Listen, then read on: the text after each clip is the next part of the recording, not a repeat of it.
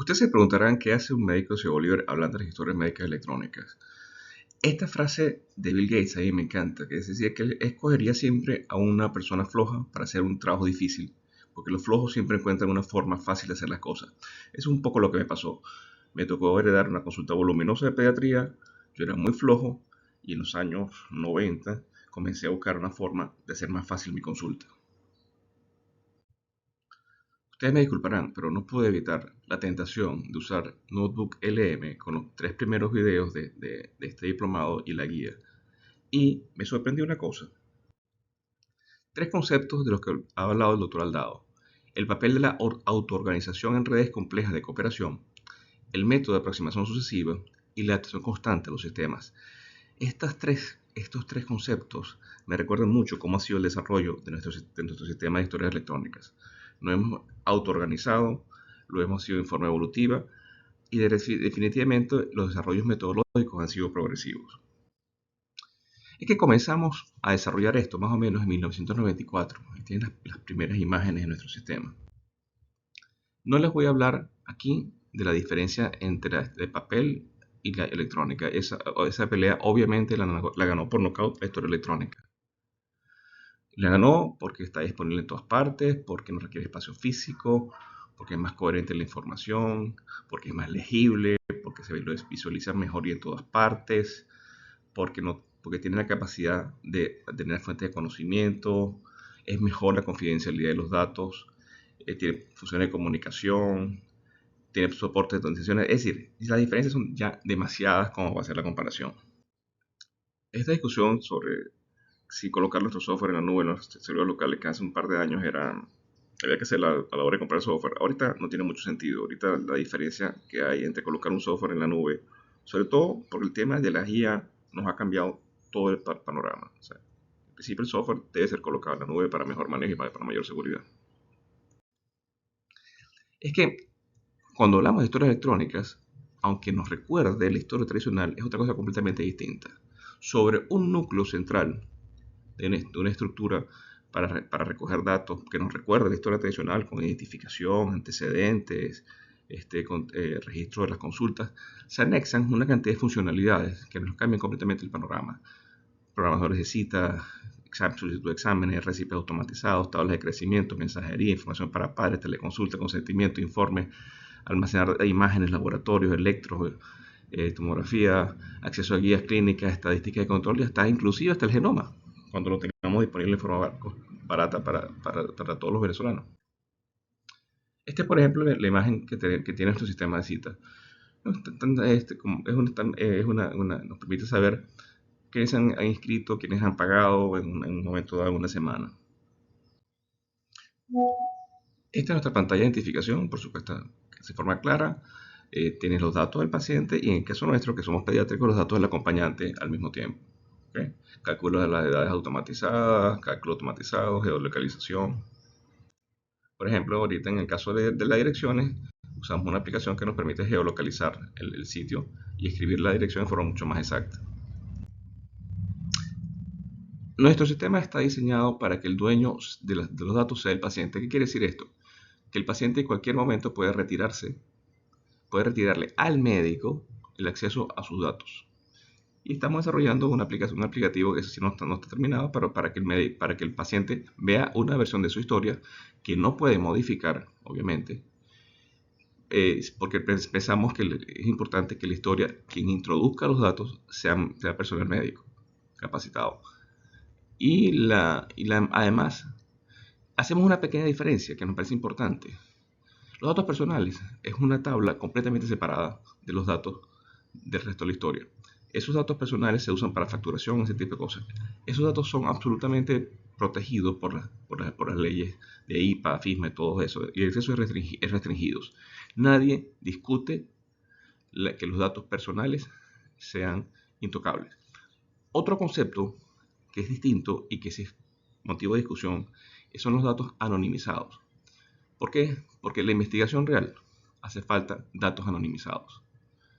Hay un tema ahí de fondo bien complicado, en que si ponemos a que el paciente dé o no dé autorización para, para uso de esos datos anonimizados, lo que nos va a generar va a ser hacer tremendos sesgos en las investigaciones. E inclusive, si hablamos de desarrollo de modelos predictivos, si los pacientes mal informados no dan su autorización, van a quedar excluidos de estos proyectos de desarrollo de predicción. Ok, aquí recogemos los antecedentes. Es más o menos el mismo esquema clásico, solamente que se llena con un par de clics. Es mucho más fácil de llenar y mucho más rápido. Esta es nuestra pantalla principal, el centro, el corazón del sistema, que es la pantalla de consulta de cada día. Como ustedes verán, primero el número de historia nuestro se produce en forma aleatoria para que sea más difícil la identificación. No linkeamos la información por la cédula, sino por el número de historia, para que sea más difícil el hackeo. Tenemos arriba los signos vitales, cambian de color en función si están fuera de rango. Y si le damos el botón al lado, nos permite las gráficas de crecimiento y qué sé yo. Tenemos cuatro grandes módulos. El módulo de motivo de consulta, el de enfermedad actual, el de diagnóstico y el de plan. ¿Por qué pensamos que las historias electrónicas son para ser trabajadas en forma seria en un consultorio y no tan fácil en unas aplicaciones? Porque esta visual nos permite ser más claro y manejar la información más rápida, informar mucho más clara, que a veces los scrolling de pantallas y pantallas. Desde aquí tenemos acceso a todo. Tenemos acceso a los diagnósticos diferenciales, tenemos acceso a solicitud de laboratorio, solicitud de imágenes y a otras aplicaciones que ya les voy a mostrar. Y por supuesto, desde aquí tenemos acceso para hacer indicaciones del paciente. Y en cada uno de estos campos tenemos dos formas de meter los datos. Una escribiendo en formato libre y otra con un glosario de términos, lo que ese glosario de términos me permite que esté mucho más estandarizada el contenido de la historia a la hora de hacer minería de datos a futuro. Aquí, por ejemplo, es como guardamos una imagen. Tomamos la fotografía, la subimos y la guardamos. Y a esa imagen se le puede hacer análisis con IA. Después les voy a mostrar cómo queda esto. Tanto de radiografías como de imágenes dermatológicas. Ambas imágenes pueden ser analizadas con IA y tener un reporte de la imagen. Aquí, por ejemplo, cómo pedimos los exámenes de laboratorio. Tenemos una lista de exámenes, simplemente los escogemos, lo pasamos a la lista al lado y lo imprimimos o lo enviamos por WhatsApp. Una cosa que nos parece importante, por lo menos en la parte pediátrica, es la parte de consejos y de recomendaciones. Tenemos un listado de consejos y recomendaciones en PDF o en texto libre o inclusive en video, ya se los voy a mostrar. Y estas recomendaciones se envían directamente al WhatsApp del paciente con el teléfono que tenemos anotado en la historia, sin tener que estar entrando y saliendo de WhatsApp. Una cosa que no ha funcionado muy bien ha sido que ahora enviamos, porque cada vez los pacientes leen menos, ahora enviamos muchos de estos consejos en forma de video, con videos personales, entonces es mucho más fácil transmitir la información a los pacientes. Y estos videos simplemente se mandan por WhatsApp y el paciente en su teléfono recibe el video y con las recomendaciones personales. Por supuesto, es importantísimo la parte de... Cuando hablamos de historia electrónica pediátrica, debe tener tres funcionalidades clásicas, que son la calculadora de dosis, porque los pacientes pediátricos no son adultos pequeños, y es importante calcular en forma exacta cuál es la dosis para evitar eventos adversos. Segundo, el registro de vacunas de cada paciente, por supuesto, y la visualización de las tablas de crecimiento. Eso nos hace distinta una historia pediátrica de una de adulto. Cuando usted revisa las publicaciones sobre qué aparecen los médicos más de las historias electrónicas, hay dos cosas. La ubicuidad, o sea, la posibilidad de tener acceso local y remoto en cualquier momento y rápidamente a las historias. Y segundo, la generación de recetas electrónicas, lo que se llama en inglés CPOA, Computerized Physician Order Entry. Que esto nos permite hacer indicaciones precisas, trazables, eficientes e integradas a la historia. Aunque nos parezca increíble, las dosis pediátricas nunca se han calculado como lo hacemos ahorita con peso corporal o por superficie corporal. Hubo reglas anteriores que eran muy inseguras, como esta de Young o la de Clark. Entonces, por eso es que es importante en pediatría calcular dosis pediátricas de los medicamentos en forma segura.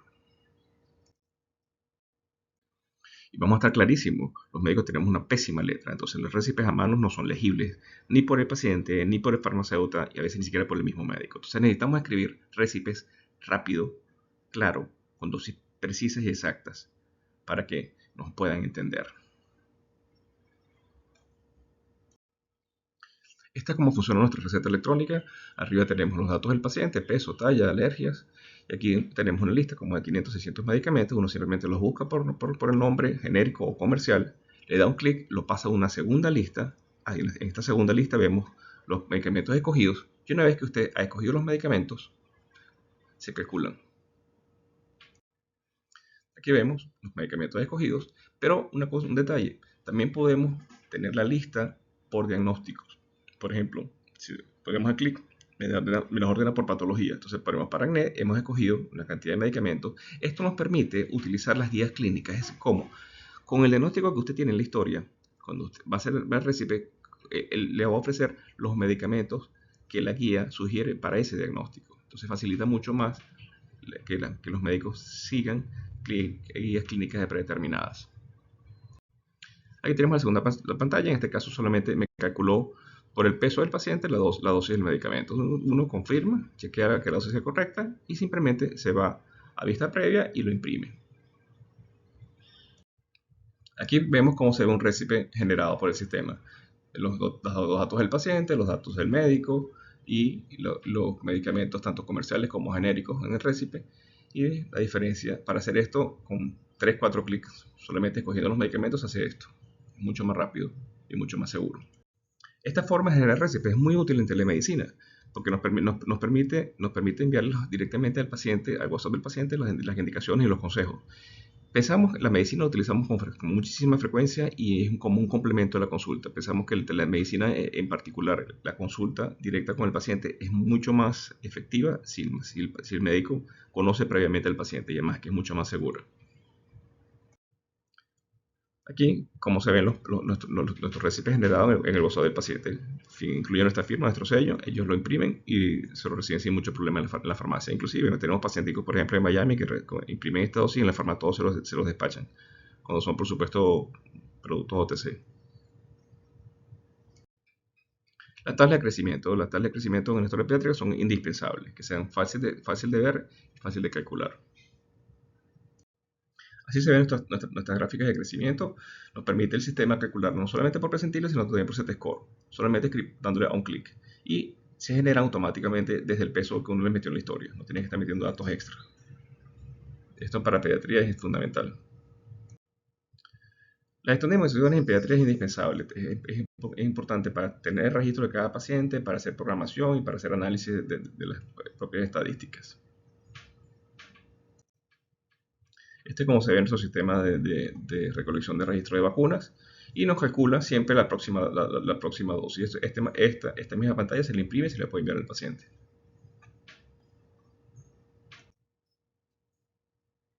Ok, hasta aquí les he mostrado lo que teníamos desarrollado hasta hace un par de años del sistema. En los últimos 2-3 años nos cambió el panorama por completo. Interrumpieron las famosas IA, en particular la IA generativa, con promesas y riesgos muy importantes. La capacidad de síntesis que tienen estas inteligencias artificiales es impresionante para resumir registros médicos antiguos y hacer resultados ejecutivos. Pero tienen un problema muy grave, que son las alucinaciones. Sin estrategias de mitigación, las tasas de error pueden ser altísimas, 60-80%, pero con refinamiento se pueden reducir hasta un 2%, muy comparables a la precisión humana. Y por supuesto, hay que tener claro que el médico que firma la nota generada por IA es el responsable de la información. Empezamos con Isaac Cohen, Trust but Verify. Confiar pero verifica. Eso se aplica perfectamente a las IA generativas. Dentro de nuestra historia hemos incluido un par de aplicaciones de IA generativas. Por ejemplo, esta para mejorar la redacción. Le damos a clic de nuestra historia y toma la información que está en nuestra historia y nos mejora el texto para que se luzca más profesional.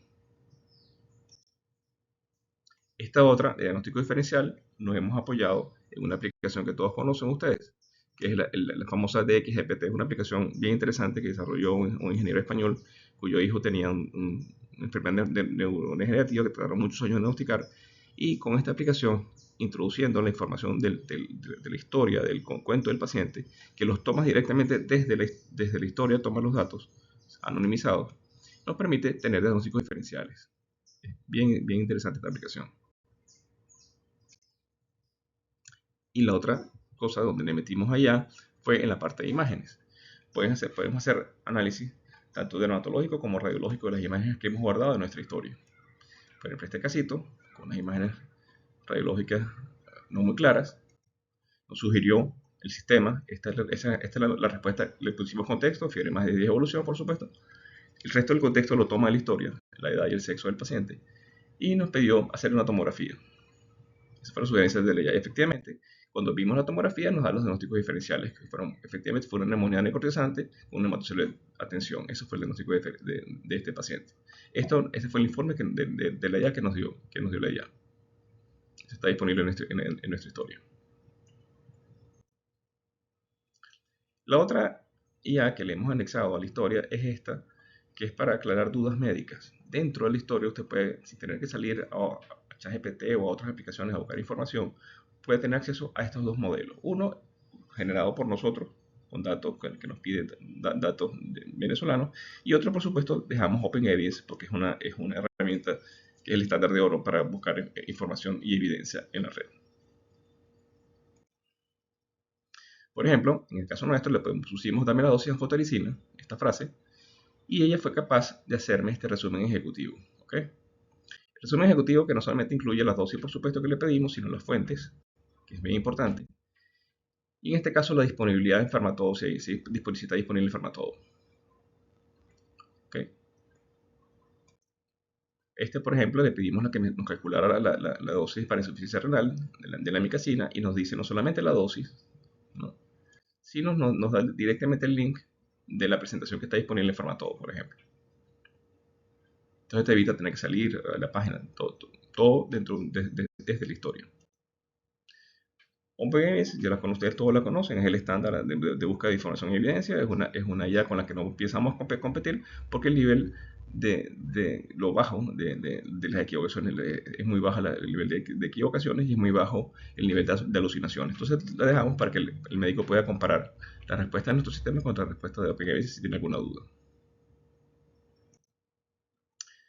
Somos fanáticos de Zach O'Hain, pensamos que follow the data es muy imposible, que seguir la data siempre. Entonces, y como hemos comentado antes, somos fanáticos de O'Hain. Es decir, si usted tiene una historia electrónica que recoge data y no tiene acceso a la data, después no estamos haciendo nada. Nuestro sistema estadístico nos permite hacer reportes de varios tipos. Un PDF sencillo, que es por ejemplo es un tipo como este, que es equivalente a un EPI-10, que es lo que hacen, reportan todos los días en nuestras emergencias, pero también nos permite exportarlos por Excel para hacer trabajos de investigación universitarios, por ejemplo, o más interesantemente aún, podemos exportarlo en formato CSV, que es un formato que nos permite cargar bases de datos relacionales para efectos de a futuro de generar modelos predictivos. Entonces es importante que la historia genere datos y ese dato que sea accesible para hacer investigación. Porque si no tenemos datos nos perdemos esta parte que es la parte más importante de la IA en medicina, que es la parte predictiva. O sea, todos estos modelos de sepsis pediátrica de SCORE con IA, si no tenemos datos no podemos generar nuestros propios modelos. O por ejemplo para la predicción de asma o para la predicción de análisis de crecimiento, necesitamos generar datos locales. Y para generar datos locales necesitamos digitalizar nuestra historia de una forma adecuada. Y aquí les hablo de un futuro que ya es presente. En muchos centros se utiliza ya esta inteligencia clínica ambiental. ¿Qué es la inteligencia clínica ambiental? Es la capacidad de grabar una conversación de la entrevista entre el médico y el paciente, previa autorización del paciente, por supuesto, y la IA se encarga de extraer de esa conversación quien habla, si es el médico o el paciente, y esos datos, los datos clínicos relevantes, con eso me va a generar una nota. Y la nota, el médico la aprueba, la desaprueba, la modifica y hace una nota clínica sin tocar la pantalla prácticamente. Esto ya existe en muchos centros. Tengo una sobrina que es psicólogo en Clínica en Clinic y sus notas clínicas las hacen con este tipo de aplicaciones. Estamos tratando de desarrollarla, estamos probándola. Esto nos permite restaurar la mirada del paciente y del médico sobre el paciente. El médico puede tener el contacto visual permanente y prestar atención plena. Reduce muchísimo el burnout porque reduce la carga de tiempo de documentación y por supuesto mejora los sesgos de memoria. Es una recolección de datos mucho más exacta, no confía en la memoria humana.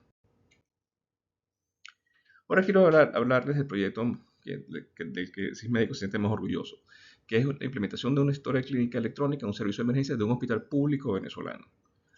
La fundación del hospital Jorge Lizarraga nos solicitó un programa que integrara la parte de triaje al servicio de emergencia. Y fue un programa un proyecto que se desarrolló entre el 2023 y el 2024. Actualmente el hospital, esta historia fue pasada a todo el resto del hospital y todo el hospital pediátrico funciona con nuestra historia electrónica.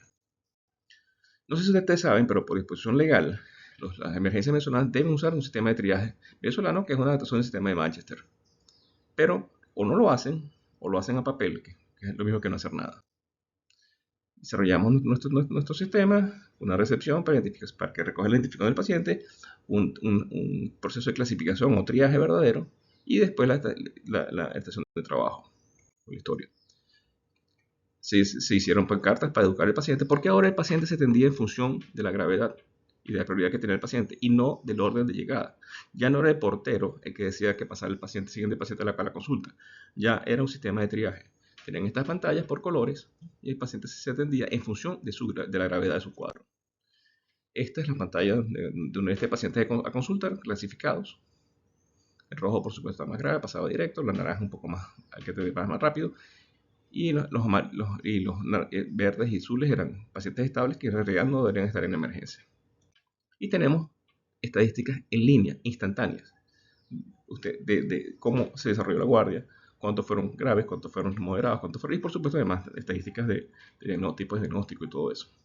Entonces ya este sistema se pasó al resto del hospital. Porque al final, ¿cuál es el sueño? Que cada persona tenga una historia única. Actualmente, una persona tiene una historia con su cardiólogo, una historia con su dermatólogo, una historia con el gastro, una historia en la clínica, una historia en el hospital. Entonces son silos de información, como dice Cojane. Nos sirve el dato unificado, que nos permita, con ese dato, hacer mejores diagnósticos. Esto, que nos parece un sueño, ya existe en otros países de Latinoamérica. Uruguay y Costa Rica tienen una historia única. Que yo siempre digo, o sea, no es mucho más distinto, sino que utilizar la aplicación Patria con cosas como esa se puede desarrollar una historia única nacional. Como hemos visto, la historia médica, el registro médico ha evolucionado a lo largo del tiempo.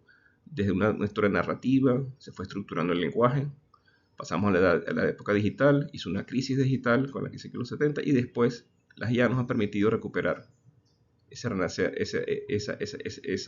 recoger de datos y que ahora no seamos escribas.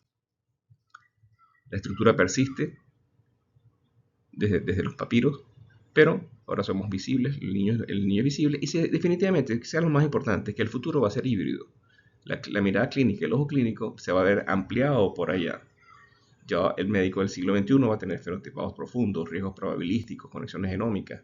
Esta integración de la IA cierra esta brecha entre el cuidado individual y el conocimiento global, devolviendo a la medicina una capacidad de ver patrones holísticos perdida en la fragmentación de la especialización moderna.